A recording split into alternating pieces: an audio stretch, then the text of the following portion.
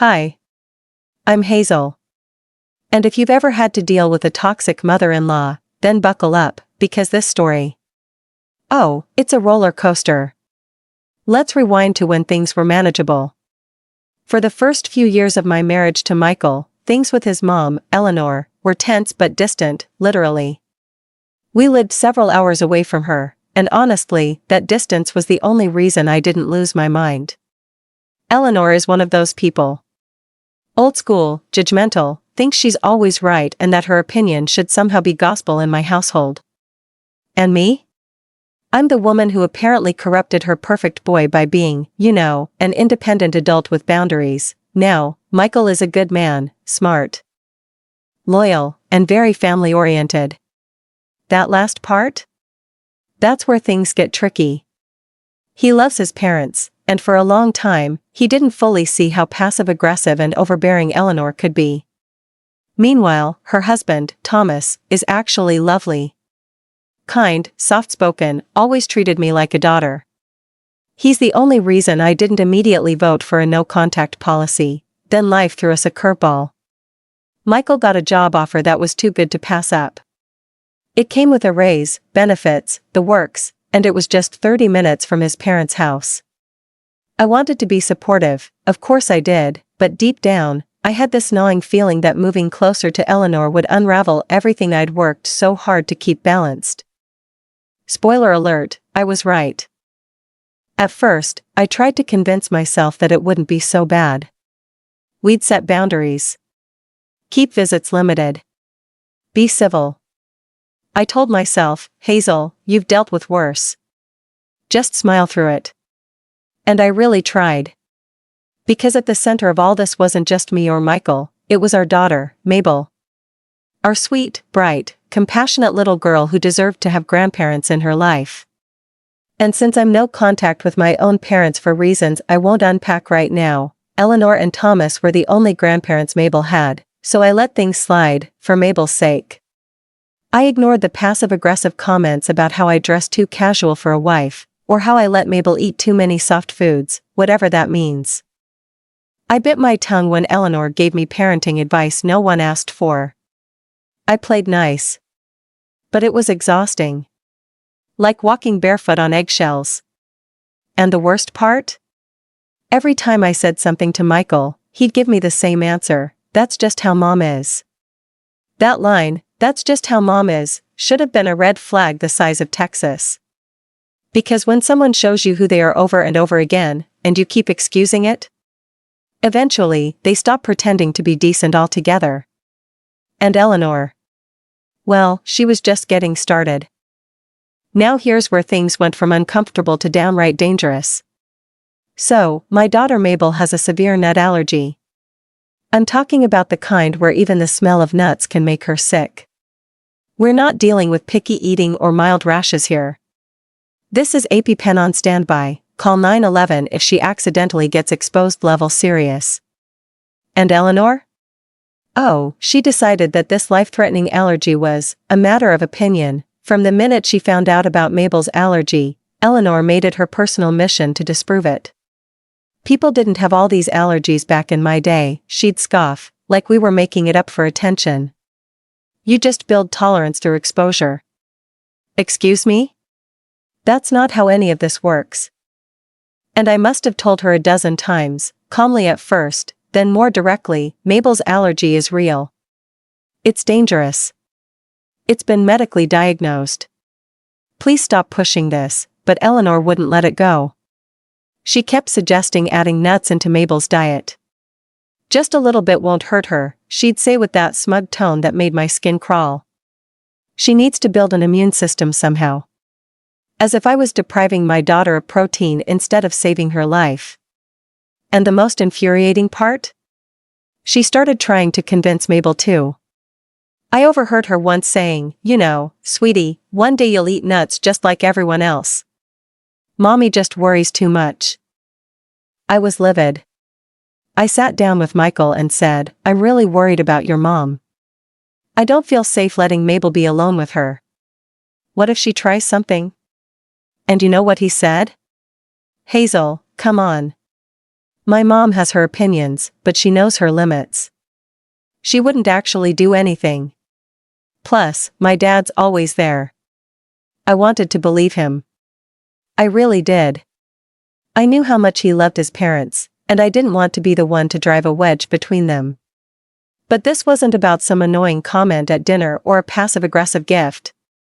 This was about our daughter's life. I don't think you understand how serious this is, I told him. She's undermining me in front of Mabel. She's ignoring medical facts. What happens if she decides she knows better and does something behind our backs? Michael promised he'd talk to her. Said she'd listen to him. But I had this awful feeling in my gut, like we were balancing on the edge of something about to go very, very wrong. And guess what? That gut feeling? It was dead right. Mabel's 10th birthday was supposed to be magical. Balloons, cupcakes, her favorite color streamers, the whole 9 yards.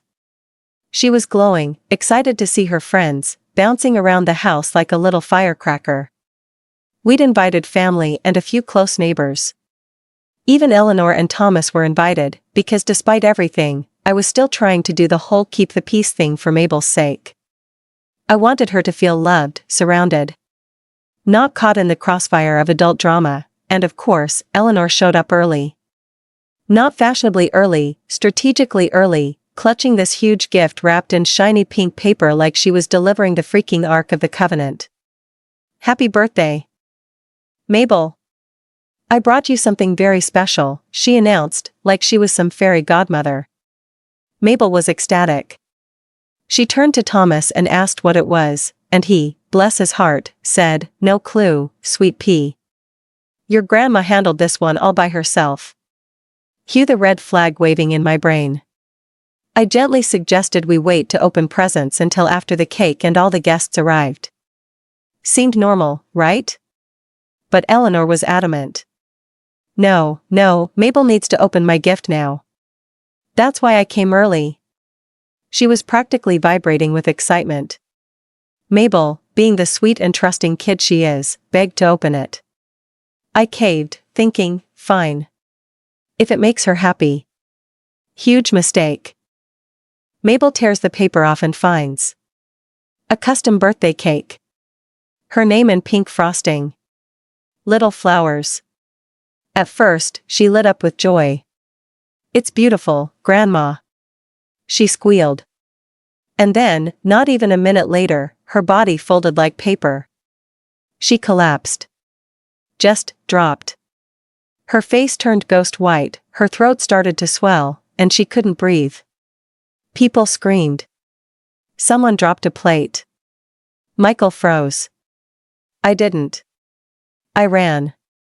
I had Mabel's EpiPen in my purse, always do, and I stabbed it into her thigh with shaking hands while someone dialed 911. I was screaming her name, praying, begging her to wake up. The whole room went silent except for the sound of my daughter gasping for air. And then I turned to Eleanor. "Eleanor," I said, my voice like steel, "what the hell did you put in that cake?" She blinked. Shrugged. "It's just a regular cake, Hazel. Maybe you did something. You're always ignoring my advice about her diet. Maybe that's why she's like this." I almost lost it. This woman, this grandmother, had just poisoned my child, and she had the nerve to gaslight me in front of everyone? I knew in that moment. Things had officially crossed a line we'd never come back from. While the paramedics worked on Mabel and got her into the ambulance, I stood there in complete shock, shaking, drenched in fear and adrenaline. But there was one thing I needed to know before I left that house: what exactly had Eleanor done? So I marched back over to the cake box, hands trembling, and took a knife to it. I sliced right into that pretty pink frosting and flowery decoration, only to find nuts baked right into the middle. Actual, chopped up, very real nuts. My heart just sank. I couldn't breathe. I wasn't even surprised, just horrified. She actually did it. After everything I said. After all the warnings, the doctor's notes, the conversations. She did it anyway. "Eleanor," I said, barely holding it together, "there are nuts in this cake." I told you, Mabel can't be anywhere near this stuff. You could have killed her. And this woman? She looked me dead in the eye and said, I was just trying to help. You're too strict about her diet. I thought maybe if she had just a little bit, her body would start to adjust. That's how we did things when I was raising kids. I almost saw red. Are you actually insane? I snapped. This isn't the 1950s. You don't expose kids to what they're allergic to, especially when it can kill them. You had no right. And what did she say? I'm her grandma. I have the right to care for her, too. You're just trying to make me look bad. Yeah. She played the victim. After poisoning my child. In front of a room full of people, Michael finally snapped out of his frozen state. His eyes were wide, and his face was pale as a ghost. Mom. What the hell? He whispered. What were you thinking? And for once, he didn't try to defend her. The ambulance took Mabel, and we rode along in silence, just holding her tiny hand, praying she'd be okay. When we got to the hospital, the doctors acted fast. They stabilized her and got her into a room for observation. They said it was a close call, but she was going to pull through. I sat in that cold hospital chair with tears running down my face, clutching Michael's hand, finally letting the gravity of it all hit me. She could have died. My little girl could have died because someone thought their opinion was more important than her life. And in that moment, something inside me shifted. I wasn't going to play nice anymore. I wasn't going to keep the peace for the sake of appearances. Eleanor had crossed a line, and there was no coming back from it. The only thing left now was justice. After hours at the hospital, after the IVs, the beeping monitors, the waiting room panic, and the flood of what-ifs, we finally got word Mabel was stable but needed to stay under observation. I wanted to fall apart, but I didn't have time. Because when we got back home to grab some essentials, Eleanor was there, laughing at a meme on her phone. Not worried. Not sorry. Just scrolling. That cake, the one she poisoned our child with, was still sitting untouched on the counter, like some twisted trophy. And I swear, the sight of it made my blood boil. Thomas was pacing, clearly distressed, trying to get through to her. Eleanor, you went too far. I warned you this would happen if you didn't respect their wishes, but she cut him off. Oh, come on, Thomas. Mabel's fine. It wasn't a big deal. And Hazel is always making things into a crisis. That child is too sheltered anyway. A little exposure was bound to happen. That was it. That was the final straw snapping clean in half. I walked right up to her and said, loud enough for the few guests still lingering to hear, "You're done, Eleanor. I've given you too many chances, and you put my daughter in the hospital. You've shown zero remorse. You're not welcome in our lives anymore. You're banned from this house. Forever." She blinked like I had slapped her. Then she scoffed, "You can't tell me where I can or can't go. Michael would never let you do this." That's when Michael stepped forward, his voice firmer than I'd ever heard it. "She doesn't have to tell you alone, Mom. We are telling you. You're not coming back here. Ever. Dad can visit. You can't. You hurt our daughter. And you still act like you did nothing wrong." Eleanor's mouth dropped open. I don't think she ever imagined that her golden boy would turn on her. But there he was, shoulders squared, jaw tight, voice shaking with rage and heartbreak. "I thought you loved Mabel," he said. "But now I see, you just wanted to prove yourself right, no matter the cost." And Thomas, bless that man, finally said what had probably been building up in him for years. "I warned you, Eleanor. I begged you to be kinder. To stop controlling everything. But this? You crossed a line no grandparent should ever cross. I'm ashamed of what you've done." Everyone stared. The air was thick with disbelief. Eleanor? She just stood there. Alone. Cornered by her own actions, by the truth, By the people who finally saw her for who she really was. And for the first time, she had no one left to back her up. So after Michael and I banned Eleanor from our lives in front of everyone, you'd think she might stop. Reflect. Apologize? Nope. Not even close. Instead, she doubled down. She screamed at us, right there in the middle of our kitchen like a full-on toddler tantrum in pearls. You'll regret this. You're tearing this family apart. You think you can keep my granddaughter from me? I'll take you to court for grandparents' rights. Just you wait, the law is on my side. Oh, sweetie. No, it's not. I looked her dead in the eye and said, "You're not likely to get grandparents' rights from jail, Eleanor." That stopped her cold. Jail? She croaked, suddenly not so smug anymore. What are you talking about? Endangering a child with a known, life-threatening allergy is a crime, I told her calmly. Michael and I already called the police. They're on their way. She laughed at first, like we were bluffing. But then came the knock at the door. 2 officers. She went pale. No. This can't be happening. You can't arrest me. I didn't do anything. She cried, clutching Thomas's arm like he was going to throw on a cape and save her. But Thomas? God bless him. He looked her right in the eye and said, "I warned you. You did this to yourself." The officers read her rights. She begged. She screamed. She tried to play the frail grandmother card, but no one was buying it. Not after what she'd done. Not after Mabel nearly died, and as they cuffed her and walked her out of our house, you could feel this weird silence fall over everything. Like the poison had finally been drained from the room. The fallout after that was fast and brutal. Word got out, because you can't exactly hide getting arrested at your granddaughter's birthday party for child endangerment. Family members cut contact. Friends stopped calling. Her little gossip circle? Vanished.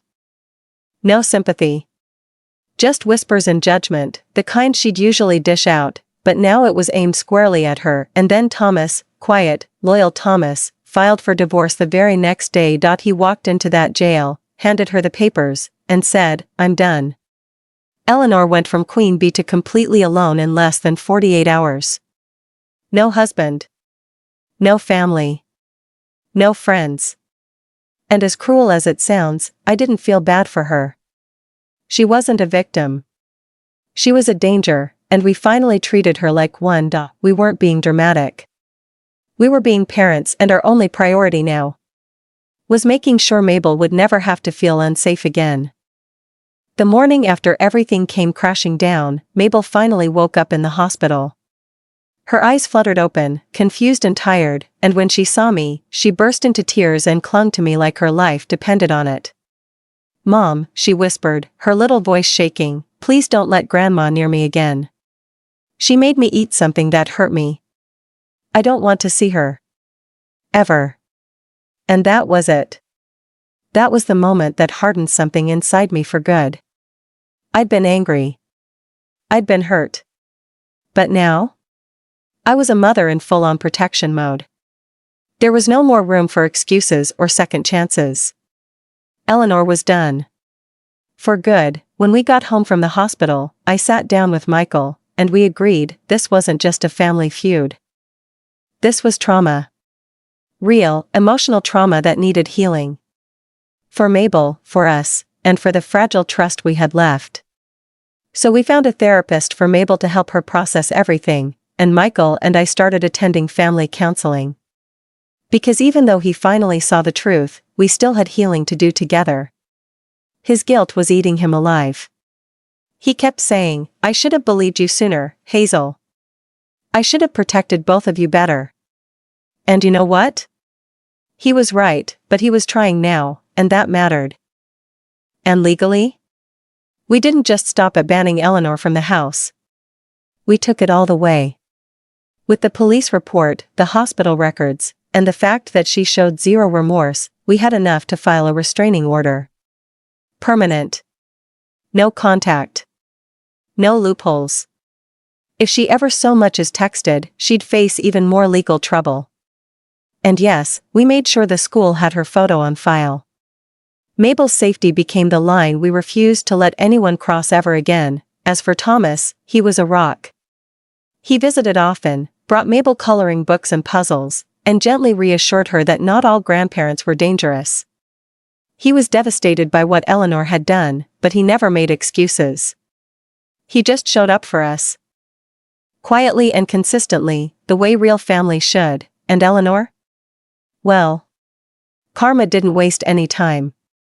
Because not only was she facing criminal charges for endangering a child, she was also broke.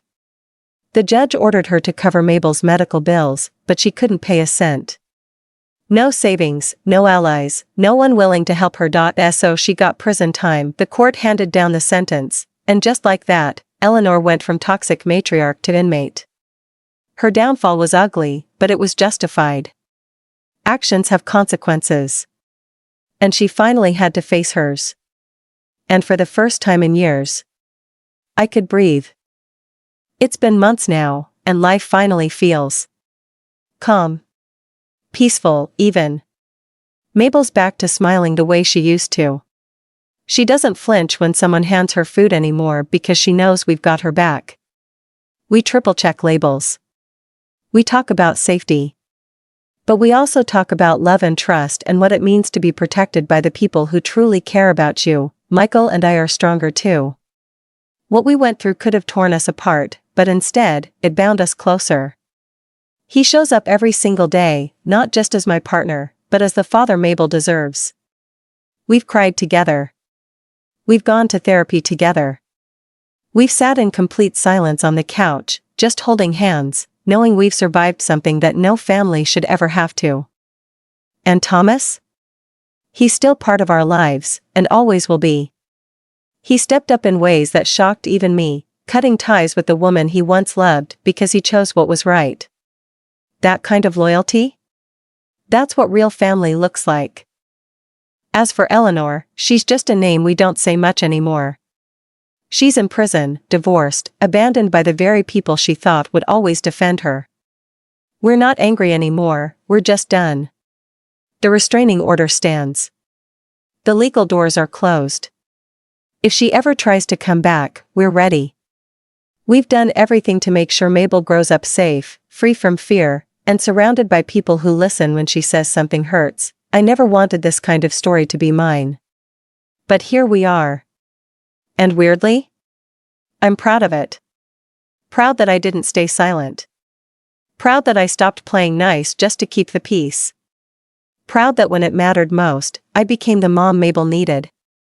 If there's one thing I've learned, it's this: sometimes protecting your child means burning bridges, even if those bridges are paved with family ties. Trust your gut. Don't let tradition or guilt silence you when something feels off. You are your child's safest place, and that job comes first. Have you ever had to set boundaries with a toxic family member? Did anyone stand by you, or were you standing alone? I'd love to hear your story. Drop it in the comments below. And thank you for listening to mine. Don't forget to follow the channel for more powerful stories like this.